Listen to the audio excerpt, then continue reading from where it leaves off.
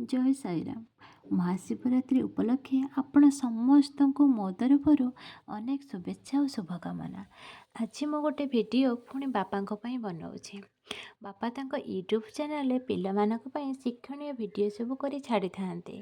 ଆଉ ଆପଣଙ୍କ ଭଲ ପାଇବା ଯୋଗୁଁ ବାପାଙ୍କ ୟୁଟ୍ୟୁବ୍ ଚ୍ୟାନେଲର ପିନ୍ ଭେରିଫିକେସନ୍ ପାଇଁ ଏଇ ଲେଟରଟି ଆମ ପାଖରେ ଆସି ପହଞ୍ଚିଛି। ସତରେ ବାପା ଯଦି ଆଜି ଆମ ପାଖରେ ଥାଆନ୍ତେ ଆଉ ଏ ଲେଟରଟିକୁ ନିଜ ହାତରେ ଧରିଥାନ୍ତେ କେତେ ସେ ଖୁସି ହୋଇଥାନ୍ତେ। ଆଉ ସିଏ ନାହାନ୍ତି, ଆଉ ଲେଟରଟା ଆସିଛି, ସେଥିପାଇଁ ମୁଁ ତାଙ୍କ ଫଟୋ ପାଖରେ ସେ ଲେଟରଟିକୁ ରଖିଦେଇଛି। ଏଇ ଲେଟରଟିକୁ ଦେଖିଲା ପରେ ମୋର ବାପାଙ୍କର ଗୋଟିଏ କଥା ମନେ ପଡ଼ିଗଲା।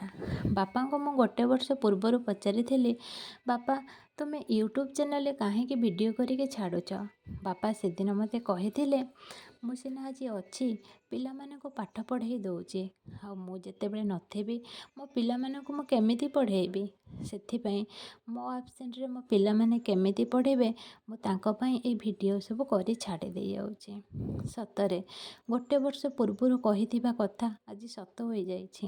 ବାପା ଆଜି ଆମ ପାଖରେ ନାହାନ୍ତି, କିନ୍ତୁ ସେ ଛାଡ଼ି ଯାଇଥିବା ଏଇ ଶିକ୍ଷଣୀୟ ଭିଡ଼ିଓ ଗୁଡ଼ିକ ଆମ ପାଖରେ ରହିଛି। କିଏ ଜାଣିଥିଲା ସେଦିନ ସେ କହିଥିବା କଥା ପଦେ ଆଜି ସତ ହୋଇଯିବ ବୋଲି। ରହୁଛି। ଜୟ ସାଇରାମ।